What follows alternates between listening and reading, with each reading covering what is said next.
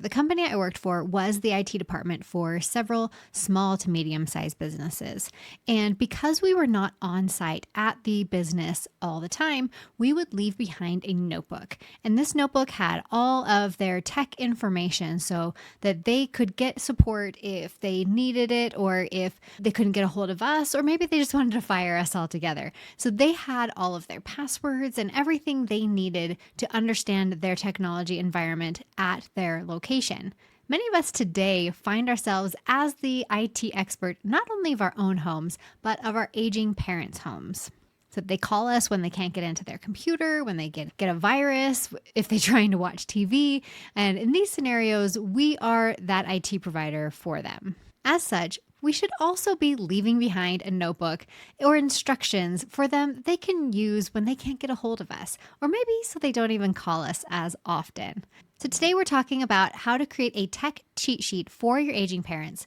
And in this tech cheat sheet, you want to focus on clarity, simplicity, and immediate utility. So let's get into exactly what you should include and how it should be formatted.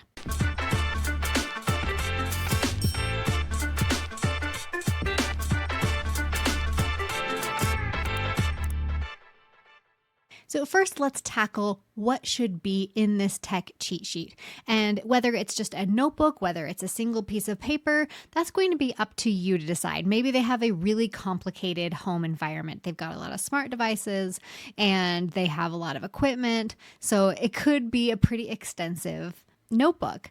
But maybe they have a more simple environment. They can get away with one single document that you laminate, and we'll get into more of the formatting in a little bit. But let's see what should be included in this tech cheat sheet for your aging parents. First, you want to tackle that TV and entertainment. A lot of homes these days have streaming platforms. They don't have just the standard cable, so it's a little more complicated to get to exactly what you want to view. So this can be a number one source of frustration for your aging parents. So what you want to do is include inputs. So if their TV is plugged into a Roku, say what input that TV needs to be put at. Or if they specifically use Netflix and that's it, or they use Hulu, whatever streaming platform they use, you're going to want to spell all of that out for them. And if they have multiple remotes, you're going to want to specify which remote does what, or maybe consider getting them a universal remote so that they have a simpler way to do everything.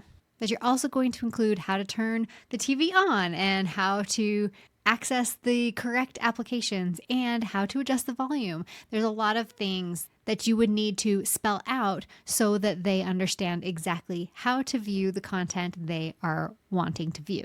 Next up, we have a who to call list.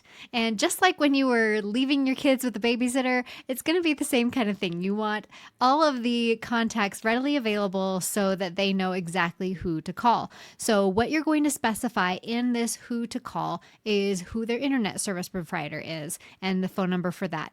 I would also include support numbers for devices that they have in their home. So let's say they have a Lenovo computer, then you want to include the support number for Lenovo. Unfortunately, one of the most common scams that a lot of elderly people fall for is a support scam where they see a phone number, they try and Google, like, I'm having a problem with my computer. They find a support phone number and they call that phone number, and those people want to take over their computer, install malware. And so you really want to specify exactly who they should call for support so that they're not getting that problem. So you'll probably want to also include your own phone number or a couple other trusted resources. So let's say you have a friend who is a IT manager like me. You could include their phone number if they can't get a hold of you. So make sure they have all of those phone numbers readily available.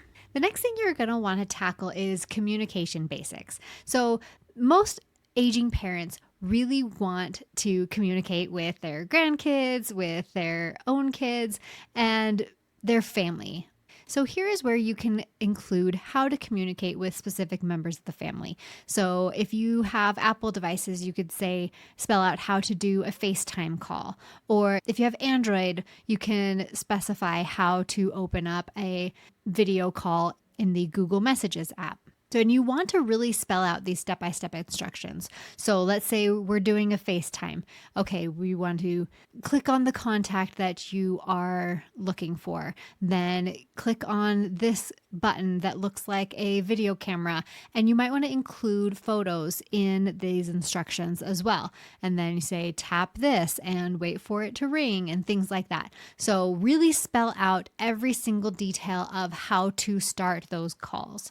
And maybe you do video calls through an Alexa device or a Google Home device. You can spell out exactly how to set up those calls in those devices.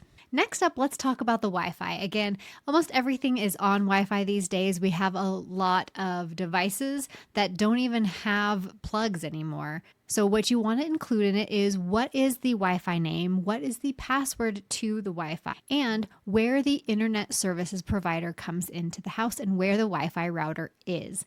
So included in here, because we want this cheat sheet to be living somewhere else, you can also have some more detailed instructions in areas where they would be using those devices. So let's say you have a broad cheat sheet that details things, but you have an individual piece of paper that's laminated that goes where the TV is. And then you have another one that goes near where the router is. And so on this big piece of paper that they kind of keep in a secure location, you can have listed out here how to reboot the Wi-Fi router, how to reboot the internet, and explain exactly where those devices are in the house. Because I can't tell you how many times I've been on the phone, okay, do you know where your router is? And a lot of times they might not know where their router is or where their modem is for their internet services provider. So walking them through exactly where those devices are in the house is super important right here. And then related to that, how to restart those devices. You also want to include a lot of the most common passwords that they need. If you've set them up with a password manager tool like Dashlane or something like that, then you would want the master password to that password utility. You can also put on, again, the Wi-Fi password like we mentioned previously, but you can also talk about your banking password or anything like that. The email password is probably going to be the most important one to specify because they can reset any other passwords as long as they can get into their email. So spelling out what their email password is would be super important as well. And then any other password prompt. So let's say a code word that you use for when you call into your bank, or the password to get into their computer or to get into their phone. All of those passwords should be laid out very specifically in this sheet. Next up, if they have some smart home devices in their home, like an Alexa or a Google Home or a Siri, then you can write down a list of different commands that they can give to these smart home devices to do different things. So let's say you've set them up with some smart locks. You can tell them exactly the command they can use to lock their doors. Or if you've set them up with some smart lights, exactly the command that they can use to turn on their lights and turn off their lights. So all of these very specific commands, or let's say you've taught them how to use a grocery list on their phone. So you're using Google Home devices and you've got the Google Keep app, and that's where your shopping list lives. Spell out exactly how to add something to the shopping list through those voice commands. Another thing that you might want to include, and especially if this is more of a notebook than just a single sheet, is some common scams that they might run into. So you can specify, okay, if the person on the phone wants you to wire money to them, that's a big red flag. So just red flags to be wary of. With AI, explain how they can mimic a voice of their loved one. And so even if you think it's your child and you're going to wire your money to your child, call somebody else to verify that information. So just some common scams and some red flags to watch out for. I do have a whole video on some common scams that includes some of these just more popular scams, but maybe I should also do a video on these red flags that you should tell your parents that if these things happen, stop what you're doing, call me, call somebody else. Even if they say they're me, hang up. Use my phone number and call me. So, and then just maybe a word of warning of if you encounter anything that seems a little strange or gets your heart rate going, wants you to react right away, be wary of that and call somebody first. So, a lot of the calls that I get from my own parents are, hey, I was browsing the internet and this pop up came on saying I have a virus. So, how can I clean up this virus? A lot of times I will take a look at their computer, try and remote in. You can set up Zoom. One of the best ways to help support your parents is to set up like a Zoom or maybe even a remote control software on their computer so that you can log into their computer at any time. So in this tech cheat sheet, another just kind of general troubleshooting step. So if there's something that kind of always happens or they're always asking you about, then you can spell out exactly how to fix that. So one of the things that I get called for is my Garmin watch will be disconnected from his phone. And so I will help them get it reconnected. But if this is something that they're constantly asking you about, then you can write down the step-by-step instructions on how to get that fixed. So just general troubleshooting things that kind of always seems to crop up. You'll want to include that in this tech cheat sheet. So now that we know what to include in the tech cheat sheet, and every family is different. Every setup is different. So really customize it to what you think your parents would need, because there could be some things that I didn't even cover, but is definitely important for your family. So go ahead and add whatever else is commonly coming up with your family. So now that we've covered what to put in it, let's see how to put it together. So the first thing, you're going to want to use high contrast. You want black text on a white background. Avoid light grays, pastels, anything that would be harder for aging eyes to see. And you're going to want to use large font, at least 14 point or 16 point, and maybe even bold. I like using just a standard font that's bold and then increasing that font size. And then you want the header text to be bigger than the body of the text. What's really going to be important is including photos. So don't just say you're going to tap the gear icon or you're going to hit the start button. Include a picture of what that icon looks like, or include a picture of exactly what the remote looks like. So let's say, okay, you use this remote to turn on the TV. Here is a picture of that remote. So include a lot of visuals so that they can understand exactly what needs to happen and where they need to go and what they need to find. Included in that photo, so say it's a photo of just a phone screen. Included in the photo, you might want to put a giant red arrow pointing to exactly what they're going to click on. The other thing you're going to want to be careful of is avoid using tech jargon. You're going to want to make it as simplistic as possible. So instead of saying syncing or something like that, you can say get updates. Or instead of interface, you can say the screen. So just make it as simple as possible without a lot of tech speak.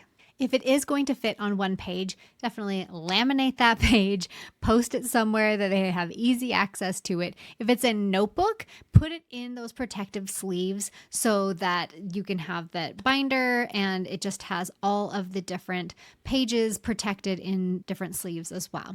And then another thing you can do is flowcharts. So you say, if the internet isn't working, then check to see, first, is it all devices? Yes. Okay.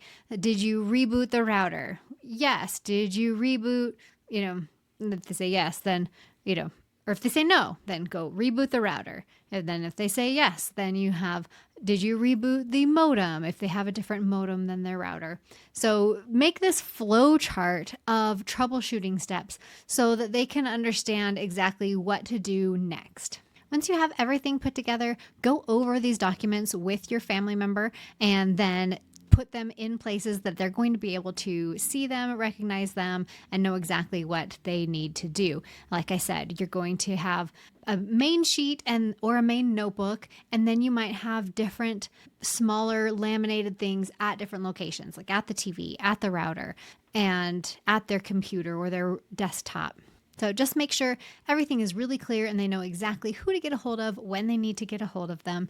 And hopefully everything will work out great. And maybe you'll get a few less calls when you're in the middle of something. So, I mean, these days, our homes are full of so much technology, it almost takes an IT expert to manage the home. So, help make it easier for your aging parents to manage the technology in their home. And as always, I'm here to translate the tech so you can go live the life you want. Powering down until next time.